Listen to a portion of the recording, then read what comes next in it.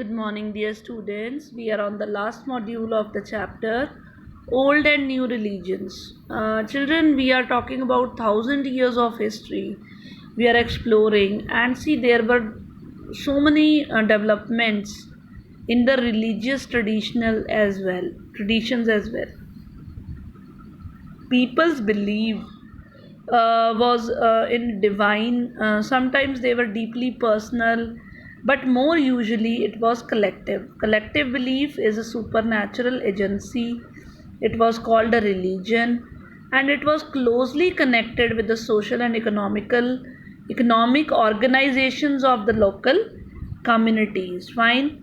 As the social words of these groups altered, so did their belief. So they had different social groups. Now, during this period, important changes they occurred in what we call Hinduism today. Now, what happened?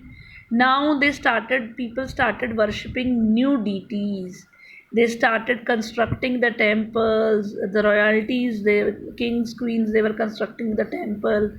And now the importance of Brahmins, priests, they became very dominant group in the society. Their knowledge, the knowledge of Sanskrit texts, it earned the Brahmins a lot of respect in the society because they were knowing about Sanskrit, and they had a dominant position. Fine, they got a dominant position and they were supported by the patrons. They were the rulers which were searching for a prestige, and they were supporting the Brahmanas. Fine. One of the major development of this period was the emergence of the idea of bhakti. Now, what was this idea of bhakti? It was loving your personal deity that devotees could reach without aid of priest and elaborate rituals. You are loving your deity personally, fine, without interference of any priest, any elaborated ritual. We will read about this in the upcoming chapter.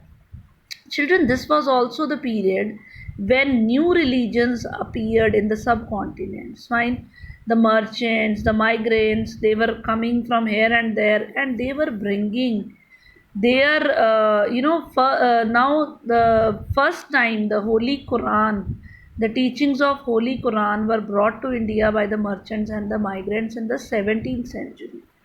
Now, what is Quran? It's a Muslim regard this book as their holy book, and they accept the sovereignty of the God Allah, and they says that Allah's love, mercy, bounty, it embrace all those who believe in Him, and it is without any regard to the social background. Many rulers, they were the patrons of Islam, and the ulama learned theologians and jurists. Fine, matlab, they were the patrons, they were the supporters of Islam. And just like Hinduism, Islam was also interpreted in variety of ways by the followers. Fine. Now there were two types of Muslims: Shia Muslims and Sunni Muslims. Shia Muslims were those who believed in Prophet Muhammad's son-in-law. Fine. And Sunni Muslims, they accepted the authority of early leaders, the Khalifas, the community, the early leaders of the community. Fine. And even they accepted the succeeding Khalifas also.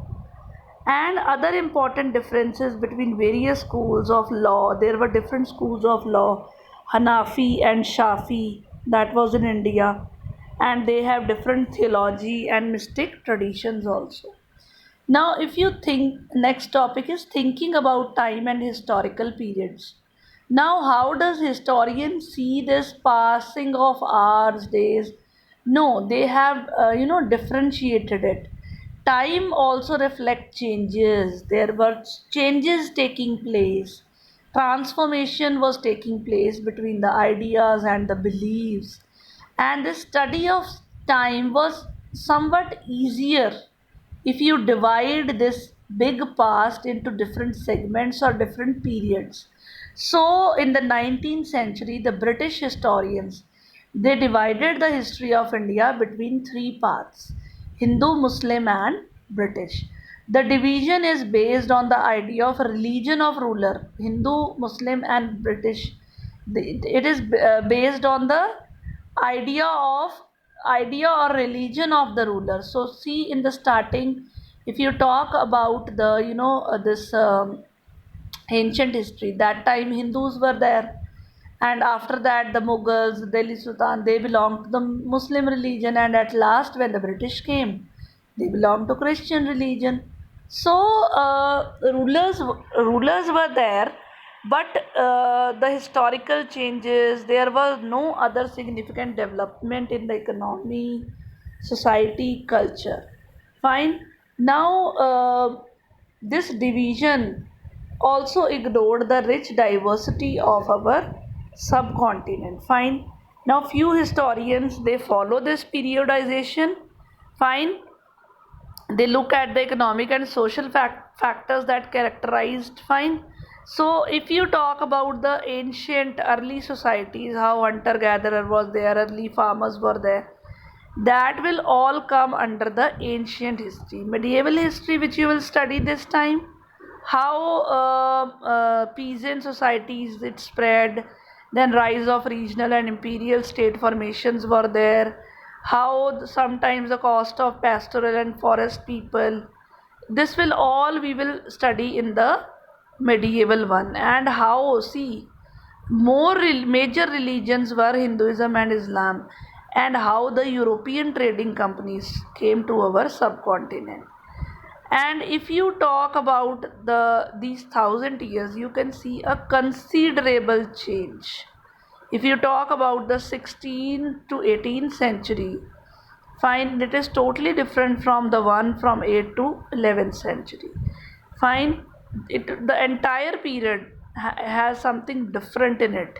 So that's why we have divided it into ancient, medieval, and modern history. Now, in the modern history, you will study about the material progress, fine, intellectual advancement, which was not here in the medieval period. So when you will compare them, you will get to know why these are divided. Fine. So there were during these thousands of years, societies this transformed, and the economies in the several region, they uh, reached the level of prosperity, and that attracted the European trading companies to come to India, that you are going to study in the upcoming chapter. Fine, children. So this was all about this chapter. Thank you and have a nice day.